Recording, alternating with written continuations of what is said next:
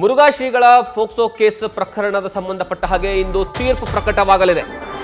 ಚಿತ್ರದುರ್ಗದ ಕೋರ್ಟ್ಗೆ ಈಗಾಗಲೇ ಮುರುಘಾ ಶ್ರೀಗಳು ಆಗಮಿಸಿದ್ದಾರೆ. ಮುರುಘಾ ಶ್ರೀಗಳ ಜೊತೆಗೆ ಕೋರ್ಟ್ಗೆ ಬಸವಪ್ರಭು ಶ್ರೀಗಳು ಸಹ ಆಗಮನ ಆಗಿದೆ. ಬಸವಪ್ರಭು ಸ್ವಾಮೀಜಿ, ದಾವಣಗೆರೆಯ ವಿರಕ್ತ ಮಠದ ಸ್ವಾಮೀಜಿ. ಇಂದು ಮೊದಲ case charge sheet A and B ಸಂಬಂಧ ಇಂದು ತೀರ್ಪು ಪ್ರಕಟವಾಗಲಿದೆ. ಚಿತ್ರದುರ್ಗದ 2ನೇ ಅಪರ ಜಿಲ್ಲಾ ಮತ್ತು ಸತ್ರ ನ್ಯಾಯಾಲಯದಲ್ಲಿ ತೀರ್ಪು ಪ್ರಕಟವಾಗುತ್ತೆ. ಇನ್ನು ತೀರ್ಪನ್ನ ನ್ಯಾಯಾಧೀಶರಾಗಿರುವಂತಹ ಜಿಸಿ ಹಡಪದ ಅವರು ಪ್ರಕಟಣೆ ಮಾಡಲಿದ್ದಾರೆ. ಜಿಸಿ ಹಡಪದವರು 2ನೇಯ ಅಪರ ಜಿಲ್ಲಾ ಮತ್ತು ಸತ್ರ ನ್ಯಾಯಾಧೀಶರು. ಇವತ್ತಿನ ದೃಶ್ಯಾವಳಿಗಳನ್ನು ನೋಡ್ತಾ ಇದ್ದೀರಾ. ಶ್ರೀಗಳಿಗಾಗಲೇ ಕೋರ್ಟ್ನ ಆವರಣಕ್ಕೆ ಆಗಮಿಸಿದ್ದಾರೆ. ಅಲ್ಲಿ ಕೋರ್ಟ್ಗೆ ಬರುವಂತಹ ಸಂದರ್ಭದಲ್ಲಿ ಶ್ರೀಗಳ ಪರವಾಗಿರ್ತಕ್ಕಂತಹ ವಕೀಲರು ಸಹ ಅವರಿಗೆ ಸಾಥನ್ನು ಕೊಟ್ಟಿದ್ದಾರೆ. ಅದರ ಜೊತೆಗೆ ಮುರುಘಾ ಶ್ರೀಗಳ ಜೊತೆಗೆ ಬಸವಪ್ರಭು ಶ್ರೀಗಳು ಸಹ ಆಗಮಿಸಿದ್ದಾರೆ.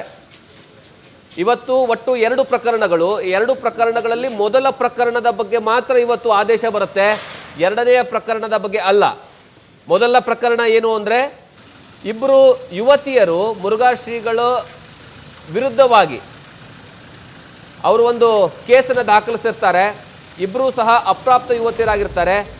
ಶ್ರೀಗಳು ಲೈಂಗಿಕವಾಗಿ ನಮ್ಮನ್ನು ಬಳಸ್ಕೊಂಡ್ರು ಅನ್ನುವಂತಹ ವಿಚಾರಕ್ಕೆ ಸಂಬಂಧಪಟ್ಟ ಹಾಗೆ ಪ್ರಕರಣವನ್ನು ದಾಖಲಿಸಿ ಆ ಪ್ರಕರಣಕ್ಕೆ ಸಂಬಂಧಪಟ್ಟ ಹಾಗೆ ಈಗ ಇವತ್ತು ಅಂತಿಮವಾದಂತಹ ಆದೇಶವನ್ನು ನೀಡಲಾಗುತ್ತೆ. ಬರೋಬ್ಬರಿ 694 ಪುಟಗಳ ಚಾರ್ಜ್ ಶೀಟ್ ಅನ್ನು ಸಲ್ಲಿಕೆ ಮಾಡಲಾಗಿದೆ. ಈ ಚಾರ್ಜ್ ಶೀಟ್ನಲ್ಲಿ 2 ಭಾಗಗಳನ್ನು ಮಾಡಿಕೊಳ್ಳಲಾಗಿದೆ, ಎ ಅಂಡ್ ಬಿ. ಈ ಎ ಅಂಡ್ ಬಿ ಯಲ್ಲಿ ಒಂದೊಂದು ಚಾರ್ಜ್ ಶೀಟ್ನಲ್ಲೂ ಸಹ 347 ಪುಟಗಳ ಚಾರ್ಜ್ ಶೀಟ್ ಇದೆ. ಈ ಒಂದು ಪ್ರಕರಣದಲ್ಲಿ A1 ಆರೋಪಿ ಮುರುಘಾ ಶ್ರೀಗಳೇ ಇದ್ದಾರೆ. A2 ಆರೋಪಿ ರಶ್ಮಿ ಯಾರು ಅಂದರೆ ಹಾಸ್ಟೆಲ್ನ ವಾರ್ಡನ್. ಇನ್ನು A3 ಆರೋಪಿ ಆಗಿರುವಂತಹ ಮಠದ ಉತ್ತರಾಧಿಕಾರಿ ಬಸವಾದಿತ್ಯಗಳು, ಅವರು A3 ಆರೋಪಿಗಳಾಗಿದ್ದಾರೆ. ಮತ್ತು A4 ಆರೋಪಿ ಪರಮಶಿವಯ್ಯ, ಇವರು ಆ ಒಂದು ಮಠದ ಕಾರ್ಯದರ್ಶಿ ಆಗಿರ್ತಾರೆ. ಇನ್ನು A5 ಆರೋಪಿ ಗಂಗಾಧರಯ್ಯ ಯಾರು ಅಂದರೆ ವಕೀಲರು. ಈ ಒಟ್ಟು 5 ಜನರ ವಿರುದ್ಧವಾಗಿ ಪ್ರಕರಣವನ್ನು ದಾಖಲಿಸಿ ಅವರ ವಿರುದ್ಧವಾಗಿನಂತಂದ್ರೆ ಬಹಳಷ್ಟು ಸಾಕ್ಷಿಗಳು ಸಿಗ್ತವೆ. ಬರೋಬ್ಬರಿ 13 ಜನರ ಹೇಳಿಕೆಗಳನ್ನು ಈ ಒಂದು ಪ್ರಕರಣದಲ್ಲಿ ದಾಖಲಿಸಿಕೊಳ್ಳಲಾಗಿದೆ. ಡಿವೈಎಸ್ಪಿ ಅನಿಲ್ ಅವರ ನೇತೃತ್ವದಲ್ಲಿ ಚಾರ್ಜ್ ಶೀಟ್ ಅನ್ನು ಪ್ರಿಪೇರ್ ಮಾಡಲಾಗಿತ್ತು. ಈಗ ಆ ಚಾರ್ಜ್ ಶೀಟ್ ಸಂಪೂರ್ಣವಾಗಿ ವಿವರವನ್ನು ಕೊಡುವಂತಹ ಕೆಲಸವನ್ನ ಮಾಡಿದೆ. ಅದರಲ್ಲಿ ಯಾವೆಲ್ಲ ವಿಚಾರಗಳನ್ನು ಮೆನ್ಷನ್ ಮಾಡಲಾಗಿದೆ ಅಂದರೆ, ಇಬ್ಬರು ಯುವತಿಯರಿಗೆ, ಅಪ್ರಾಪ್ತ ಯುವತಿಯರನ್ನ ಹಾಸ್ಟೆಲಲ್ಲಿ ಅವರು ವಿದ್ಯಾಭ್ಯಾಸವನ್ನು ಕಲಿಯೋ ಸಲುವಾಗಿ ಏನಾದರೂ ಬಂದಿದ್ರು, ಅವರಿಗೆ ಈ ವಾರ್ಡನ್ ರಶ್ಮಿ ಇದಾರಲ್ಲ, ಆ ವಾರ್ಡನ್ ರಶ್ಮಿ ಚಾಕ್ಲೇಟು ಮತ್ತೇನಂದ್ರೆ ಸೇಬಿನ ಮೂಲಕವಾಗಿ ಅದರೊಳಗಡೆ ಮತ್ತು ಬರುವಂತಹ ಔಷಧಗಳನ್ನು ಇಟ್ಟು ತದನಂತರ ಅವ್ರನ್ನ ಕರ್ಕೊಂಡು ಹೋಗಿ ಶ್ರೀಗಳ ಹತ್ರ ಬಿಡ್ತಾ ಇದ್ರು ಅನ್ನುವಂತಹ ವಿಚಾರ ಗೊತ್ತಾಗ್ತಾ ಇದೆ. ಈ ಒಂದು ವಿಚಾರಕ್ಕೆ ಸಂಬಂಧಪಟ್ಟ ಹಾಗೆ ಮತ್ತಷ್ಟು ವಿವರಗಳನ್ನು ನಮ್ಮ ಪ್ರತಿನಿಧಿ ಸಂದೇಶ್ ಕೊಡ್ತಾರೆ. ಸಂದೇಶ್, ಬಹಳಷ್ಟು ದೊಡ್ಡ ಮಟ್ಟದಲ್ಲಿ ರಾಜ್ಯದಲ್ಲಿ ಸಂಚಲನವನ್ನು ಸೃಷ್ಟಿ ಮಾಡಿರುವಂತಹ ಪ್ರಕರಣ ಇದು. ನ್ಯೂಸ್ ಫಸ್ಟ್ ಮೊದಲ ಬಾರಿಗೆ ಸಂಪೂರ್ಣವಾದಂತಹ ವಿವರಗಳನ್ನು ಕರ್ನಾಟಕದ ಜನರ ಮುಂದೆ ಬಿಚ್ಚಿಡುವಂತಹ ಕೆಲಸವನ್ನ ಮಾಡಿತ್ತು. ಇವತ್ತು ಆ ಒಂದು ಪ್ರಕರಣಕ್ಕೆ ಸಂಬಂಧಪಟ್ಟ ಹಾಗೆ ಜಜ್ಮೆಂಟ್ ಇದೆ. ಏನೆಲ್ಲ ವಿಚಾರಗಳನ್ನ ಇಲ್ಲಿ ಮೆನ್ಷನ್ ಮಾಡಲಾಗಿದೆ ಅನ್ನುವಂತಹ ವಿಚಾರ ಕೋರ್ಟಲ್ಲಿ. ಜಗದೀಶ್, ಇದು ನ್ಯೂಸ್ ಫಸ್ಟ್ ಬ್ರೇಕ್ ಮಾಡಿದಂತ ಸುದ್ದಿ. ಅಂದ್ರೆ ಇಲ್ಲಿ ಮುರುಘಶ್ರೀ ಪೋಕ್ಸೋ ಪ್ರಕರಣಕ್ಕೆ ಸಂಬಂಧಪಟ್ಟಂತೆ ಈಗಾಗಲೇ ಇವತ್ತು ಆ ಒಂದು ತೀರ್ಪಿಗೆ ಒಂದು ದಿನಾಂಕವನ್ನ ನಿಗದಿಪಡಿಸಲಾಗಿತ್ತು. ಈಗಾಗಲೇ ಚಿತ್ರದುರ್ಗ 2ನೇ ಜಿಲ್ಲಾ ಮತ್ತು ಸತ್ರ ನ್ಯಾಯಾಲಯಕ್ಕೆ ಈಗ ಆರೋಪಿಗಳು ಎಲ್ಲರೂ ಕೂಡ ಬಂದಿದ್ದಾರೆ. ಪೋಕ್ಸೋ ಪ್ರಕರಣದ ಆರೋಪಿಗಳಾಗಿರುವಂತಹ ಶಿವಮೂರ್ತಿ, ಹಾಗೆ ವಾರ್ಡನ್ ರಶ್ಮಿ, ಹಾಗೆ ಬಸವಾದಿತ್ಯ ಮತ್ತೆ ಪರಮಶಿವಯ್ಯ, ಗಂಗಾಧರಯ್ಯ, ಇಷ್ಟು ಜನರು ಕೂಡ ಈಗಾಗಲೇ ಕೋರ್ಟ್ಗೆ ಆಗಮಿಸಿದ್ದಾರೆ. ಈಗ ಮೊದಲಿಗೆ ಕಾಲಿಂಗ್ ಅವರ್ಸ್ ಆಗಿರೋದ್ರಿಂದ ಅವರೆಲ್ಲರ ಹಾಜರಾತಿಯನ್ನ ನ್ಯಾಯಾಧೀಶರು ಪಡ್ಕೊಳ್ತಾ ಇದ್ದಾರೆ. ಅಂದ್ರೆ ಹಾಜರಾತಿಯನ್ನ ಪಡೆದು ಅದಾದ ನಂತರ, ಅಂದ್ರೆ ಹಾಜರಾತಿಯನ್ನ ಪಡೆದ ನಂತರ ಯಾವಾಗ ನಾವು ಈ ಒಂದು ಜಡ್ಜ್ಮೆಂಟ್ ಅನ್ನ ಅನೌನ್ಸ್ ಮಾಡ್ತೀವಿ ಅನ್ನೋದನ್ನ ತಿಳಿಸ್ತಾರೆ. ಇವತ್ತೇ ಜಡ್ಜ್ಮೆಂಟ್ ದಿನಾಂಕ ನಿಗದಿ ಆಗಿರೋದ್ರಿಂದ ಸುಪ್ರೀಂ ಕೋರ್ಟ್ ನ ಗೈಡ್ ಲೈನ್ಸ್ ಪ್ರಕಾರವಾಗಿ ಪೋಕ್ಸೋ ಪ್ರಕರಣದ ಆದೇಶವನ್ನ ಕಾಯ್ದಿರಿಸುವಂತಿಲ್ಲ. ಹಾಗಾಗಿ 34 ಮತ್ತು 35ನೇ ಪ್ರಕರಣ ಇದಾಗಿದೆ. ಅಂದ್ರೆ ಲೀಸ್ಟ್ ಆಗಿರೋದು 34 ಹಾಗೆ 35 ಆಗಿರೋದ್ರಿಂದ ಇದು ಮೋಸ್ಟ್ಲಿ ಒಂದು 12 ಗಂಟೆಯ ನಂತರ ಈ ಒಂದು ತೀರ್ಪು ಬರುವಂತಹ ಸಾಧ್ಯತೆಗಳು ಕೂಡ ದಟ್ಟವಾಗಿರುವಂತದ್ದು. ಈಗ ಸದ್ಯ ಅಷ್ಟು ಜನ ಆರೋಪಿಗಳು ಸ್ವಾಮೀಜಿಗಳು ಕೂಡ ಕೋರ್ಟ್ಗೆ ಹಾಜರಾಗಿದ್ದಾರೆ. ಈ ಒಂದು ಪ್ರಕರಣದಲ್ಲಿ ಈ ಹಿಂದೆ 2 ಪ್ರಕರಣಗಳು ದಾಖಲಾಗಿತ್ತು. ಇದರಲ್ಲಿ ಮೊದಲ ಪ್ರಕರಣದ ಜಡ್ಜ್ಮೆಂಟ್ ಇವತ್ತಿದೆ. ಅಂದ್ರೆ ಮೊದಲ ಪ್ರಕರಣಕ್ಕೆ ಸಂಬಂಧಪಟ್ಟಂತೆ ಈ ಹಿಂದೆ ಡಿವೈಎಸ್ಪಿ ಅನಿಲ್ ಅವರು ಚಾರ್ಜ್ ಶೀಟ್ ಅನ್ನ ಸಲ್ಲಿಕೆ ಮಾಡಿರ್ತಾರೆ 2ನೇ ಜಿಲ್ಲಾ ಮತ್ತು ಸತ್ರ ನ್ಯಾಯಾಲಯಕ್ಕೆ. ಈ ಚಾರ್ಜ್ ಶೀಟ್ ಒಟ್ಟು 697 ಪುಟಗಳ 694 ಪುಟಗಳ ಒಂದು ಚಾರ್ಜ್ ಶೀಟ್ ಆಗಿರುತ್ತೆ. ಹಾಗಾಗಿ ಈ ಒಂದು ಚಾರ್ಜ್ ಶೀಟ್ ಅನ್ನ 2 ಎ ಮತ್ತೆ ಬಿ ಕೆಟಗರಿಯಾಗಿ 2 ಚಾರ್ಜ್ ಶೀಟ್ ಗಳನ್ನ ವಿಂಗಡಣೆ ಮಾಡಿ ಕೋರ್ಟ್ಗೆ ಸಲ್ಲಿಕೆ ಮಾಡಲಾಗಿರುತ್ತೆ. ಯಾಕಂದ್ರೆ ಮೊದಲನೇ ಎಫ್ಐಆರ್ ನಲ್ಲಿ ಇಬ್ರು ಸಂತ್ರಸ್ತೆಯರಿರ್ತಾರೆ. ಹಾಗಾಗಿ ಇಬ್ರು ಸಂತ್ರಸ್ತೆಯರಿಗೆ ಸಂಬಂಧಪಟ್ಟಂತೆ ಪ್ರತ್ಯೇಕವಾಗಿ ಒಂದು ಚಾರ್ಜ್ ಶೀಟ್ ಅನ್ನ ಸಲ್ಲಿಕೆ ಮಾಡಿದ್ದಾರೆ. 347 ಪೇಜ್ಗಳು ಅಂದ್ರೆ ಒಬ್ಬ ಸಂತ್ರಸ್ತೆಯದ್ದು 347 ಆದ್ರೆ ಇನ್ನೊಬ್ಬ ಸಂತ್ರಸ್ತೆಯದ್ದು 347 ಪೇಜ್ಗಳು ಚಾರ್ಜ್ ಶೀಟ್. ಅಂದ್ರೆ ಇಲ್ಲಿ ಓವರ್ ಆಲ್ ಆಗಿ 694 ಪುಟಗಳ ಚಾರ್ಜ್ ಶೀಟ್ ಅನ್ನ ಸಲ್ಲಿಕೆ ಮಾಡಲಾಗಿತ್ತು. ಈಗ ಮೊದಲನೇ ಎಫ್ಐಆರ್ ನ 2 ಚಾರ್ಜ್ ಶೀಟ್ ಗಳೇನಿತ್ತು, charge sheet number 181, charge sheet number 182, ಈ 2ರ ಒಂದು ಜಡ್ಜ್ಮೆಂಟ್ ಅನ್ನ ಇವತ್ತಿಗೆ ಕಾಯ್ದಿರಿಸಲಾಗಿತ್ತು. ಹಾಗಾಗಿ ಈ 2ಕ್ಕೆ ಸಂಬಂಧಪಟ್ಟಂತೆ ಇವತ್ತು ಜಡ್ಜ್ಮೆಂಟ್ ಹೊರಬೀಳಲಿದೆ. ಯಾಕಂದ್ರೆ ಈ ಹಿಂದೆ ಚಾರ್ಜ್ ಶೀಟ್ ಅನ್ನ ಸಲ್ಲಿಕೆ ಮಾಡಿದಂತ ಸಂದರ್ಭದಲ್ಲೂ ಕೂಡ ಡಿವೈಎಸ್ಪಿ ಅನಿಲ್ ಅವರು ತನಿಖೆಯನ್ನ ಮಾಡ್ತಾರೆ. ಈ ಒಂದು ಪ್ರಕರಣದ ತನಿಖೆಯನ್ನ ಮಾಡಿದ ನಂತರ ಅಲ್ಲಿ ಸಂತ್ರಸ್ತ ಬಾಲಕಿಯರು ಸಾಕಷ್ಟು ಹೇಳಿಕೆಗಳನ್ನ ಅಂದ್ರೆ 161 ಹಾಗೆ 164 ಸ್ಟೇಟ್ಮೆಂಟ್ ಅನ್ನ ಏನ್ ಕೊಡ್ತಾರೆ, ಆ ಸ್ಟೇಟ್ಮೆಂಟ್ ಅಲ್ಲಿ ಖುದ್ದು ಅವರು ಮೆನ್ಷನ್ ಮಾಡ್ತಾ ಹೋಗ್ತಾರೆ. ಅಂದ್ರೆ ಯಾವ ರೀತಿ ಅವ್ರ ಮೇಲೆ ದೌರ್ಜನ್ಯವಾಯ್ತು, ಯಾವ ರೀತಿ ಅವ್ರ ಮೇಲೆ ನಿರಂತರವಾಗಿ ಅತ್ಯಾಚಾರವಾಯಿತು ಅನ್ನೋದಕ್ಕೆ ಸಂಬಂಧಪಟ್ಟಂತೆ ಕಂಪ್ಲೀಟ್ ಆದ ಒಂದು ಡೀಟೇಲ್ಸ್ ಅನ್ನ ಅವರು ನ್ಯಾಯಾಧೀಶರ ಮುಂದೆ ಹಾಗೆ ತನಿಖಾಧಿಕಾರಿಯ ಮುಂದೆ ಕೊಡ್ತಾ ಹೋಗ್ತಾರೆ. ಚಾರ್ಜ್ ಶೀಟ್ ಅಲ್ಲಿ ಅದನ್ನು ಕೂಡ ಮೆನ್ಷನ್ ಮಾಡಿದ್ದಾರೆ. ಅಂದ್ರೆ ಇಲ್ಲಿ ವಾರ್ಡನ್ ರಶ್ಮಿ ಹಾಸ್ಟೆಲ್ ನಿಂದ ಮಕ್ಕಳನ್ನ ಟೈಮ್ ಟೇಬಲ್ ಅಂದ್ರೆ ಟೈಮ್ ಟೇಬಲ್ ಅನ್ನ ನೋಡಿಕೊಂಡು ಟೈಮ್ ಟೇಬಲ್ ಅನ್ನ ಸೆಟ್ ಮಾಡಿರ್ತಾರೆ.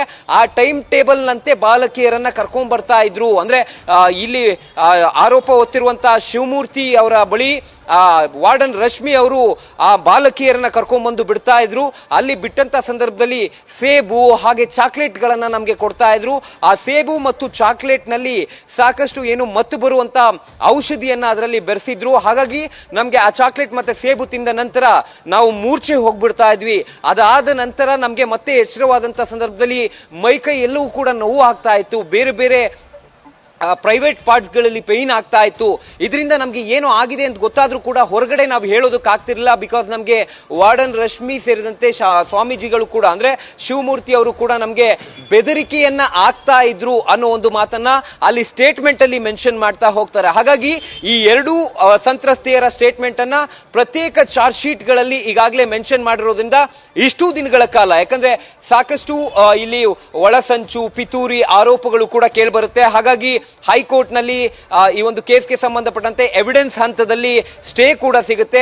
ಅದಾದ ನಂತರ ಮತ್ತೆ ಈಗ ತನಿಖಾ ಹಂತದಲ್ಲಿದೆ. ಅಂದ್ರೆ ತನಿಖೆಯನ್ನ ಮುಗಿಸ್ತಾರೆ ಅಥವಾ ವಿಚಾರಣೆಯನ್ನ ಮುಗಿಸ್ತಾರೆ.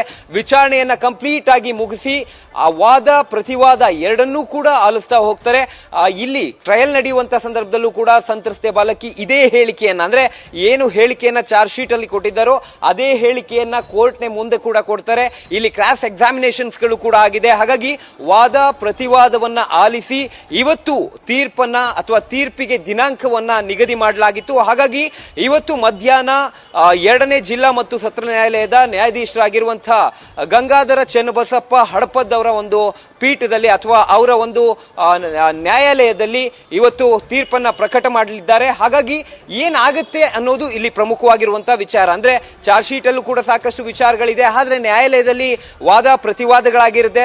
ಜೊತೆಗೆ ಇಲ್ಲಿ ಸಾಕ್ಷಿಗಳನ್ನು ಕೂಡ ಈಗಾಗಲೇ ವಿಚಾರಣೆ ಮಾಡಲಾಗಿದೆ. ಹಾಗಾಗಿ ಇಲ್ಲಿ ಅಷ್ಟೂ ಜನ ಆರೋಪಿಗಳಿಗೆ ಸಂಬಂಧಪಟ್ಟಂತೆ ವಾದ ಪ್ರತಿವಾದದಲ್ಲಿ ಏನಾಯ್ತು ಅಥವಾ ಟ್ರಯಲ್ ಸಂದರ್ಭದಲ್ಲಿ ಏನಾಯ್ತು ಅದರ ಬೇಸ್ ಮೇಲೆ ನ್ಯಾಯಾಧೀಶರು ಇವತ್ತು ತೀರ್ಪನ್ನ ಕೊಡ್ತಾರೆ. ಹಾಗಾಗಿ ಬಹುತೇಕ 12 ಗಂಟೆಯ ನಂತರ ಈ ಒಂದು ತೀರ್ಪು ಪ್ರಕಟವಾಗುವಂತ ಸಾಧ್ಯತೆ ಇದೆ. ಹಾಗಾಗಿ ಈಗ ನ್ಯಾಯಾಲಯದ ಸುತ್ತಮುತ್ತಲೂ ಕೂಡ ಸಾಕಷ್ಟು ಸಂಖ್ಯೆಯಲ್ಲಿ ಈಗಾಗಲೇ ಜನರು ಬಂದು ಕಿಕ್ಕಿರಿದು ಸೇರಿದ್ದಾರೆ. ಯಾಕಂದ್ರೆ ಸಾಕಷ್ಟು ಸೆನ್ಸೇಷನಲ್ ಪ್ರಕರಣ ಆಗಿತ್ತು. ಜೊತೆಗೆ ಒಂದು ಪರಂಪರೆ ಇರುವಂತಹ ಪೀಠದ ಪೀಠಾಧಿಪತಿ ಈ ರೀತಿಯ ಕೃತ್ಯವನ್ನ ಮಾಡಿದ್ರು ಅಂತ ಹೇಳಿ ಸಾಕಷ್ಟು ಜನ ಆಕ್ರೋಶಗೊಂಡು ಆ ಸಂದರ್ಭದಲ್ಲಿ ಪ್ರತಿಭಟನೆಗಳನ್ನ ಕೂಡ ಮಾಡಿದ್ರು. ಹಾಗಾಗಿ ಇವತ್ತು ಮಧ್ಯಾಹ್ನ ಬರುವಂತಹ ತೀರ್ಪಿಗಾಗಿ ಸಾಕಷ್ಟು ಜನ ಇಲ್ಲಿ ಕಾದು ಕುಳಿತಿದ್ದಾರೆ ಅಂದ್ರೆ ತಪ್ಪಾಗ್ಲಿಕ್ಕಿಲ್ಲ.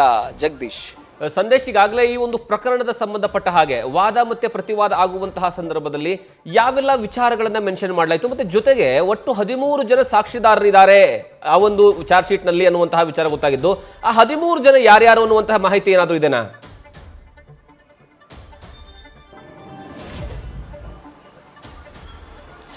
ಜಗದೀಶ್, ಈಗಾಗಲೇ 13 ಸಾಕ್ಷಿಗಳನ್ನ ಕರೆಸಿ ಈಗಾಗಲೇ ಆ ಸಾಕ್ಷಿಗಳ ವಿಚಾರಣೆ ಸಂದರ್ಭದಲ್ಲಿ ಅವರನ್ನ ವಿಚಾರಣೆ ಮಾಡಿದಂತ ಸಂದರ್ಭದಲ್ಲೂ ಕೂಡ ಅವರಿಂದ ಸ್ಟೇಟ್ಮೆಂಟ್ ಅನ್ನ ಪಡೆದುಕೊಂಡಿದ್ದಾರೆ. At the same time cross examination ಕೂಡ ಆಗಿದೆ. ಅಂದ್ರೆ ಇಲ್ಲಿ ಅಲ್ಲೇ ಆ ಮಠದಲ್ಲಿ ಕೆಲಸ ಮಾಡುವಂತಹ ಸಾಕಷ್ಟು ಜನರಿಂದ ಅಂದ್ರೆ ಈ ಕೃತ್ಯವನ್ನ ಎಸಗುವಂತಹ ಸಂದರ್ಭದಲ್ಲಿ ಅಲ್ಲಿ ಯಾರಿದ್ರು ಅನ್ನೋದನ್ನ ಫೈಂಡ್ ಔಟ್ ಮಾಡಿಕೊಂಡು ಅಲ್ಲೇ ಕೆಲಸ ಮಾಡ್ತಿದ್ದಂತಹ ಕರಿಬಸಪ್ಪ ಮಹಾಲಿಂಗಯ್ಯ ಅನ್ನೋರ ಅಂದ್ರೆ ಅಲ್ಲೇ ಕೆಲಸ ಮಾಡ್ತಿದ್ದಂತಹ ಕರಿಬಸಪ್ಪ ಮಹಾಲಿಂಗಯ್ಯ ಅವರ ಒಂದು ಸ್ಟೇಟ್ಮೆಂಟ್ ಅನ್ನ ಪಡ್ಕೊಳ್ತಾರೆ. ಜೊತೆಗೆ ಅವರು ಸ್ಟೇಟ್ಮೆಂಟ್ ಅನ್ನ ಕೊಡುವಂತ ಸಂದರ್ಭದಲ್ಲೂ ಕೂಡ ಈ ಬಟ್ಟೆಗಳನ್ನ ವಾಶ್ ಮಾಡಿರೋದಕ್ಕೆ ಸಂಬಂಧಪಟ್ಟಂತೆ ಅಂದ್ರೆ ಸ್ವಾಮೀಜಿ ಅವರ ಬಟ್ಟೆ ಮೇಲೆ ಕಲೆಗಳು ಇರ್ತಾ ಇದ್ವು, ಅದನ್ನ ಅವರು ಸರಿಯಾಗಿ ವಾಶ್ ಮಾಡೋದಕ್ಕೆ ಹೇಳ್ತಾ ಇದ್ರು. ಜೊತೆಗೆ ಯಾವ ಬಣ್ಣದ ಒಂದು ಆ ಕಲೆ ಅವರ ಬಟ್ಟೆ ಮೇಲೆ ಇರ್ತಾ ಇತ್ತು ಇವೆಲ್ಲವನ್ನು ಕೂಡ ಅವರು ಸಾಕ್ಷಿಗಳಲ್ಲಿ ಹೇಳಿದ್ದಾರೆ. ಅದರ ಜೊತೆಗೆ ವಾರ್ಡನ್ ರಶ್ಮಿ ಅವರು ಕೂಡ ಸಾಕಷ್ಟು ಜನ ಬಾಲಕಿಯರನ್ನ ಇಲ್ಲಿಗೆ ಕರ್ಕೊಂಡು ಬರ್ತಾ ಇದ್ರು. ಅಂದ್ರೆ ಅವರ ಕೊಠಡಿಗೆ ಪ್ರೈವೇಟ್ ರೂಮ್ ಏನಿತ್ತು ಆ ಪ್ರೈವೇಟ್ ರೂಮ್ಗೆ ಕರ್ಕೊಂಡ್ ಬರ್ತಾ ಇದ್ರು ಅನ್ನೋ ಒಂದು ಸ್ಟೇಟ್ಮೆಂಟ್ ಅನ್ನ ಕೂಡ ಅವರು ಮಾಡಿದ್ರು. ಆದ್ರೆ ಇಲ್ಲಿ ವಾದ ಪ್ರತಿವಾದ ಆಗುವಂತ ಸಂದರ್ಭದಲ್ಲಿ ಅಂದ್ರೆ ನ್ಯಾಯಾಲಯದ ಸಮ್ಮುಖದಲ್ಲಿ ಅಥವಾ ನ್ಯಾಯಾಧೀಶರ ಮುಂದೆ ಈ ಒಂದು ಟ್ರಯಲ್ ನಡೆಯುವಂತ ಸಂದರ್ಭದಲ್ಲಿ ಯಾವ ಸ್ಟೇಟ್ಮೆಂಟ್ ಅನ್ನ ಕೊಟ್ಟಿದ್ದಾರೆ ಅನ್ನೋದು ಇಲ್ಲಿ ಪ್ರಮುಖವಾಗ್ತಾ ಹೋಗುತ್ತೆ. ಯಾಕಂದ್ರೆ ಇವೆಲ್ಲವೂ ಕೂಡ ಚಾರ್ಜ್ ಶೀಟ್ ನಲ್ಲಿ ಇರುವಂತಹ ಹೇಳಿಕೆಗಳು. ಅಂದ್ರೆ ಚಾರ್ಜ್ ಶೀಟ್ ನಲ್ಲಿ 13 ಸಾಕ್ಷಿಗಳನ್ನ ಏನೀಗಾಗಲೇ ದಾಖಲು ಮಾಡಲಾಗಿತ್ತು ಅಥವಾ ಅವರ ಸ್ಟೇಟ್ಮೆಂಟ್ ಅನ್ನ ದಾಖಲು ಮಾಡ್ಕೊಂಡಿದ್ರು, ಆ 13 ಸಾಕ್ಷಿಗಳಿಗೆ ಸಂಬಂಧಪಟ್ಟಂತೆ ಅಥವಾ ಆ ಸಾಕ್ಷಿಗಳ ಹೇಳಿಕೆಯನ್ನ ಕೂಡ ಈ ಹಿಂದೆ ದಾಖಲು ಮಾಡಿದ್ರು. ಹಾಗಾಗಿ ಈ ಮಠದಲ್ಲಿ ಕಾರ್ಯನಿರ್ವಹಿಸುತ್ತಿದ್ದಂತಹ 4-5 ಜನ ಅಲ್ಲಿ ಕೆಲಸ ಮಾಡ್ತಿದ್ದಂತಹ ಕೆಲಸಗಾರರ ಸ್ಟೇಟ್ಮೆಂಟ್ ಅನ್ನ ಪಡೆದುಕೊಂಡಿದ್ದಾರೆ.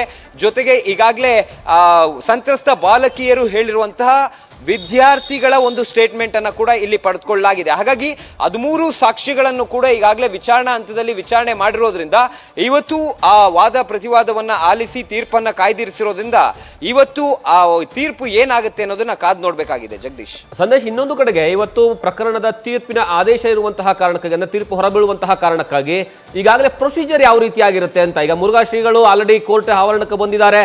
ಈಗ ಅವ್ರಿಗೆ ಏನಂದ್ರೆ ಅಲ್ಲಿ ಹಾಜರಾತಿಯನ್ನು ಪಡ್ಕೊಳ್ಳಲಾಗುತ್ತೆ. ತದನಂತರ ಪ್ರೊಸೀಜರ್ ಏನಿರುತ್ತೆ, ಒಂದು ವೇಳೆ ಏನಾದ್ರೂ ಮುರುಘಾ ಶ್ರೀಗಳು ಇದರಲ್ಲಿ ಏನಂದ್ರೆ ಅಪರಾಧಿ ಅನ್ನೋದು ಕನ್ಫರ್ಮ್ ಆಗಿದ್ದೆ ಆದ್ರೆ ತೀರ್ಪು ಬಂದಿದ್ದೆ ಆದ್ರೆ ಮುಂದೆ ಏನಾಗುತ್ತೆ? ಕಾರಣ ಏನು ಅಂದ್ರೆ ಅವರು ಏನಂದ್ರೆ ಜಾಮೀನಿನ ಮೇಲೆ ಹೊರಗಡೆ ಇದ್ದಾರೆ, ಅವಾಗ ಜಾಮೀನು ರದ್ದಾಗುತ್ತಾ ಅಥವಾ ಏನಂದ್ರೆ ಯಾವ ರೀತಿಯಾದಂತಹ ಪ್ರೊಸೀಜರ್ ಇರುತ್ತೆ ಅಂತ?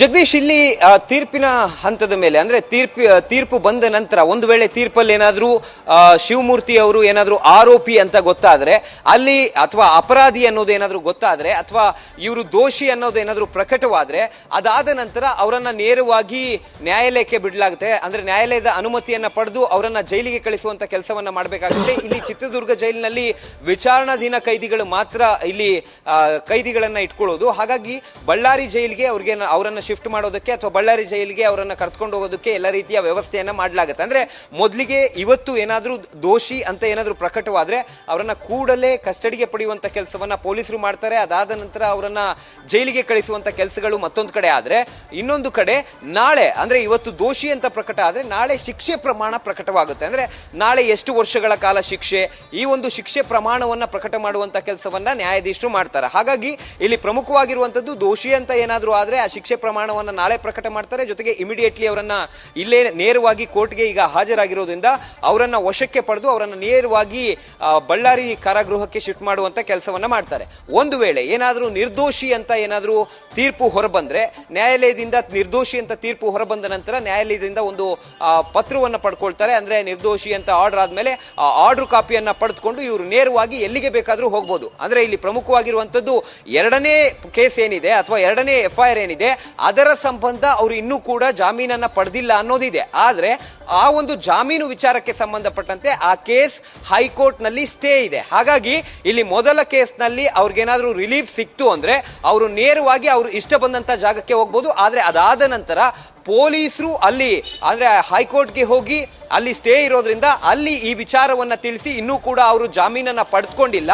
ಹಾಗಾಗಿ ಈ ಕೇಸ್ನಲ್ಲಿ ನಮಗೆ ವಾರೆಂಟ್ ಬೇಕಾಗುತ್ತೆ, ಅಂದ್ರೆ ಅವರನ್ನ ಅರೆಸ್ಟ್ ಮಾಡೋದಕ್ಕೆ ವಾರೆಂಟ್ ಬೇಕಾಗುತ್ತೆ.